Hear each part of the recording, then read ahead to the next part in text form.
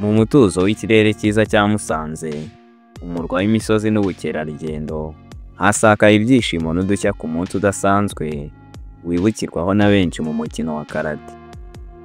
Nibwo habereye igikorwa cyo kuzamura mu ntera abakina umukino wa karate, aho abakaratika bato n'abakuze bagaragaje ubuhanga bwabo imbere y'abayobozi, ababyeyi n'abafana b'uyu mukino. Iki gikorwa cyateguye ku bufatanye n'akarere ka Musanze, abashinzwe karate mu karere n'intara, ababyeyi ndetse n'abayobozi b'amakipe akorera mu karere ka Musanze. Njyewe tugiye kubana ndi Blaise Brain Warrior, nkaba ngiye kubagezaho ibyaranze iki gikorwa mu buryo bwimbitse. Kora subscribe, ukande no kukazogera ujye ubasha kubona amakuru agezweho kandi atandukanye. Wibuke gukanda na like, share na comment kuri iyi TV.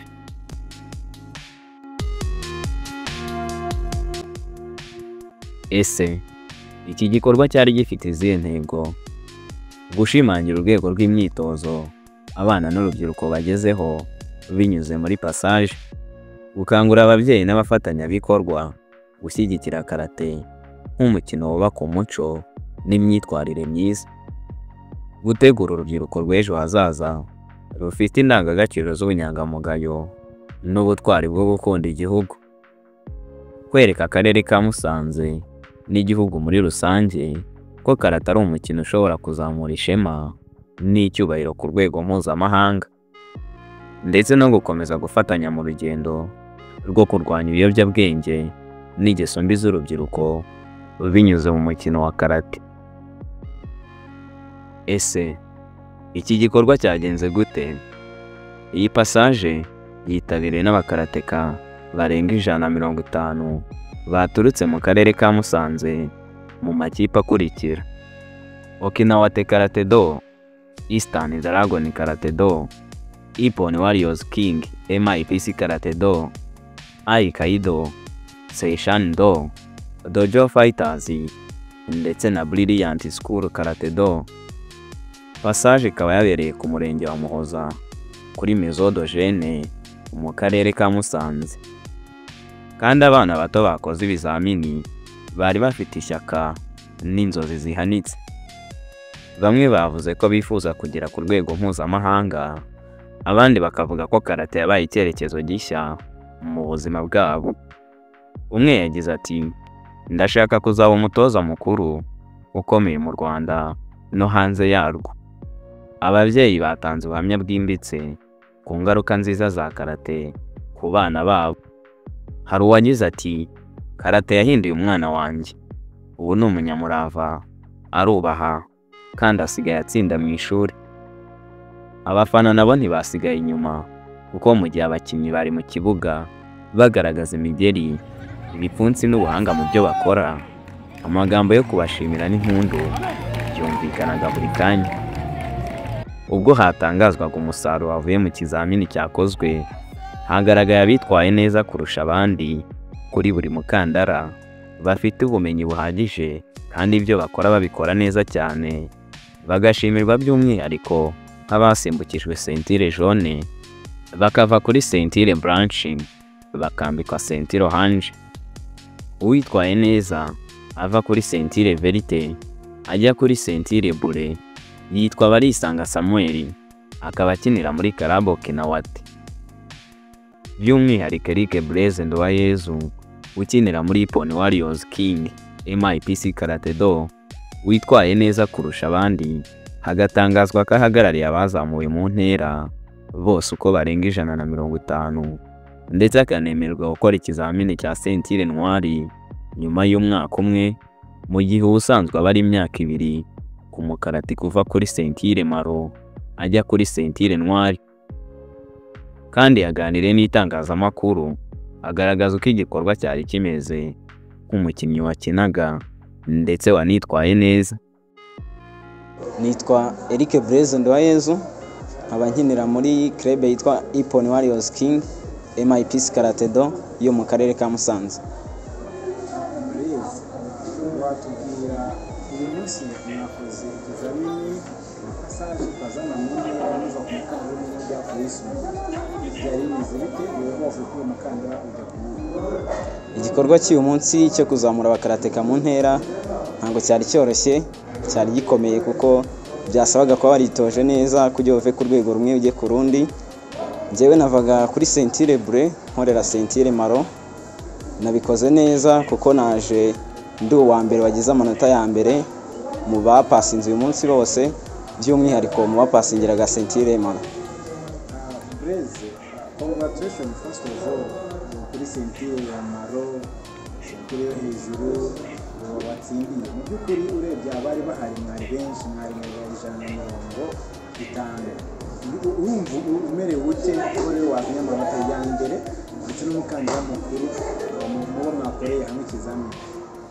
Kano kanya ndishimiye kuba nabonye umukandara mukuru, ariko nanone urugendo rurakomeje. Nkuko nabashije kwitegura bihagije kugira ngo uyu munsi ngire performance yagaragaye uyu munsi, biransaba no gukomeza kwitegura kugira ngo njye no ku zindi level mu minsi iri imbere. Mu by'ukuri se Blaise, watubwira ku ruhande rwawe ni iki wakunze muri ikizamini cyatanzwe mu buryo bwa decentralisation, nk'ubutumwa wagenera ubuyobozi bwa federasiyo ndetse n'abandi bakunzi ba karate muri rusange? Ikintu nakunze uyu munsi ni uko abantu bose bahari bari bafite ishyaka, ndavuga bapasinze, bari bafite ishyaka ryo gutsindira umukandara ukurikira uwo bari bafite, kandi ubona ko bitoje neza, bafite ubumenyi. Icyo nicyo kintu nabashije kwishimira uyu munsi, bigaragaza ko karate iri gutera imbere yaba mu turere ndetse no ku rwego rw'igihugu. Ni ubuhe butumwa wagenera federasiyo ya karate mu Rwanda? Ubutumwa nagenera federasiyo ya karate mu Rwanda, icya mbere ni ukwishimira uburyo idahwema kutwitaho no kugira ngo itugezeho decentralisation, kugira ngo buri muntu wese ahari karate imugirire akamaro. Nabonye aho mwakoranye harimo abana n'ababyeyi babo bahari. Ni ubutumwa wagenera abana bakiri umukino bakiri bato ndetse by'umwihariko n'ababyeyi babo? Ubutumwa nagenera abana bari gukina umukino wa karate ubu ngubu ni ugukora cyane, bakitoza neza kandi bakajya basubiramo ibyo bigishijwe, mu buryo bwo kugira ngo bazamure urwego rwabo, babe bafite ubumenyi buhagije ku buryo babasha kujya guhatana ku rwego mpuzamahanga. Naho ubutumwa ngenera ababyeyi, icya mbere ni ugushishikariza umwana gukunda umukino wa karate ndetse akamuha n'umwanya uhagije wo kujya kuwukina, ndetse akamwibutsa ko igikenewe cyane ari ukuzamura ubumenyi kuruta kujya mu bindi. Mu by'ukuri Blaise, dusoza, ukurikije uko karate mu karere ka Musanze ihagaze umunsi wa none, urabona iratanga ikihe cyizere? Karate mu karere ka Musanze iri kuzamuka ku rwego rwo hejuru, ku buryo mu minsi mike iri imbere iraba iri ku rwego rwo guhatana ku rwego rw'igihugu ndetse ikanasohokera igihugu, kuko harimo abakarateka bafite ubumenyi bwo hejuru babasha gukompeta, kuko nk'amarushanwa yagiye aba mu turere twa Musanze, nk'ayagiye aba mu masemina, wagendaga ubona ko harimo abantu bafite ubumenyi ku buryo urwego bariho ubu ngubu barukomeje. Mu minsi iri imbere twabona ikindi kintu gishyashya cyiyongereye mu marushanwa mpuzamahanga, mu marushanwa yo mu Rwanda, ariko n'ubundi urugendo rurakomeje. Ndizera ntashidikanya ko mu minsi mike biraza guhinduka. Reka dusoze. Blaise, congratulations once again. Murakoze. Mu by'ukuri ni ubuhe butumwa bw'ingenzi bwatanzwe? Umwe mu babyeyi, Muhire Wellington, yatangarije Nihoni Champions TV uburyo karate igirira umwana akamaro ndetse igatanga icyizere cy'uko abana babo bari mu nzira nziza. Yashimiye abayobozi n'abatoza uburyo bita ku bana babo. Murakoze. Nitwa Muhire Wellington. Icyatumye umwana wanjye nkemerera kuza muri karate nuko nzi akamaro kayo, ko nanjye ni umukino nakinnye, nzi akamaro kayo. Rero karate ituma umuntu agira disipurine, ikinyabupfura, akamenya uko yitwara mu bandi, kandi bigatuma n'umutwe we hafunguka. Umuntu ukina karate ubundi ntabwo abasha kujya mu bintu bibi byose bishobora kumwangiza.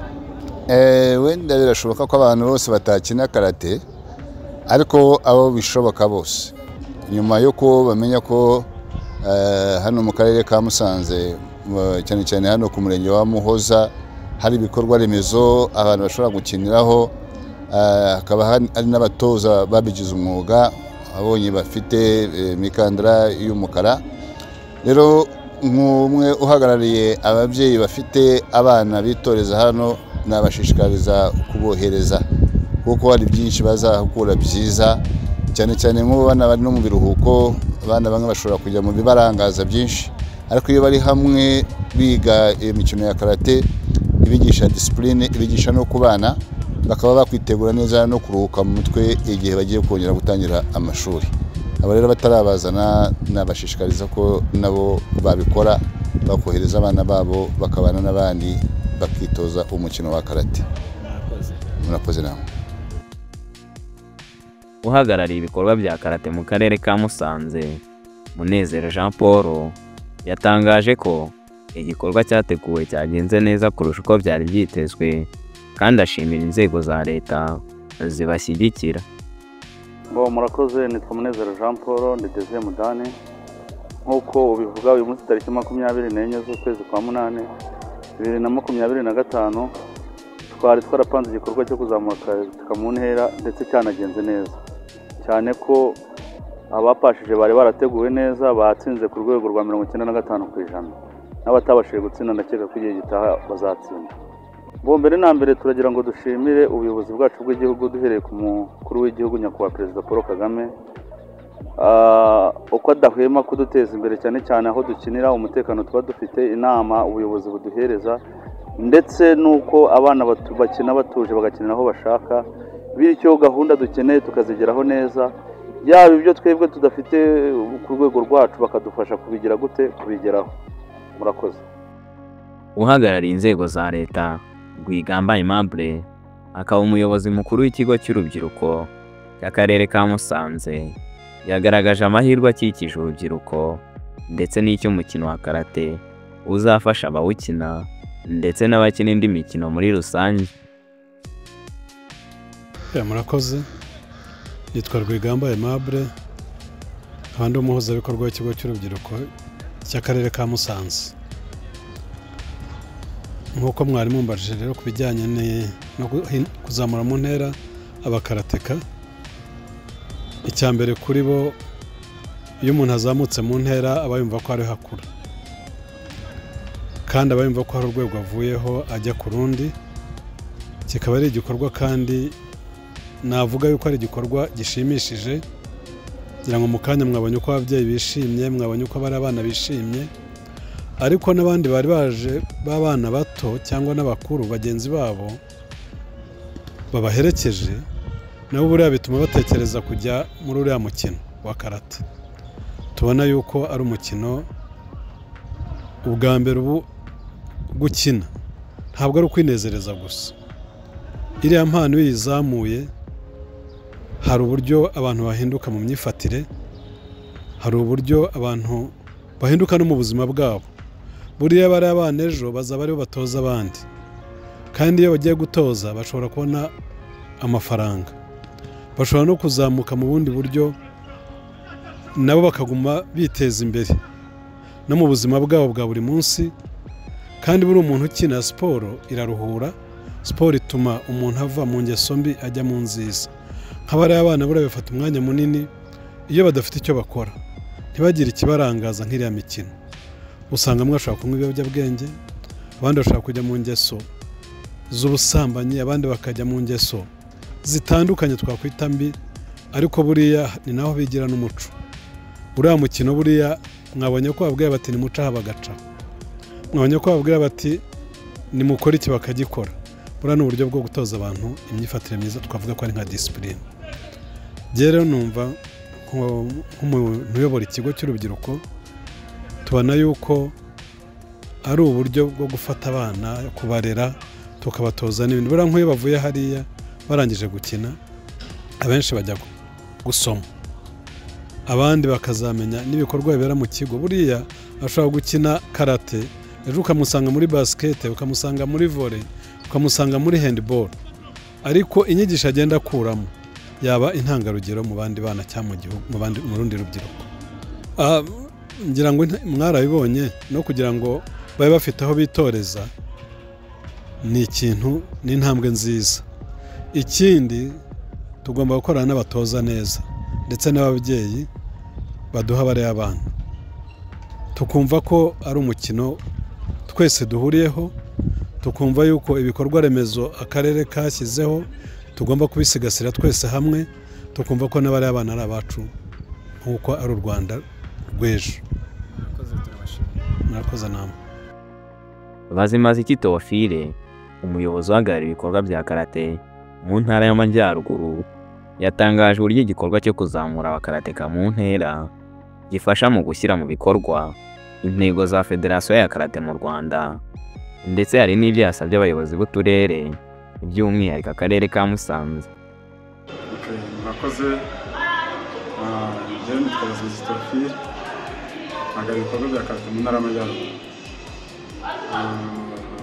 Federasiyo ya Karate y'u Rwanda yashyizeho decentralisation mu rwego rwo kugira ngo yegeranye abakarateka aho bari mu nce zitandukanye, bakoraga badakorera hamwe, buri club yose yaridingaga, ariko hagiyeho decentralisation.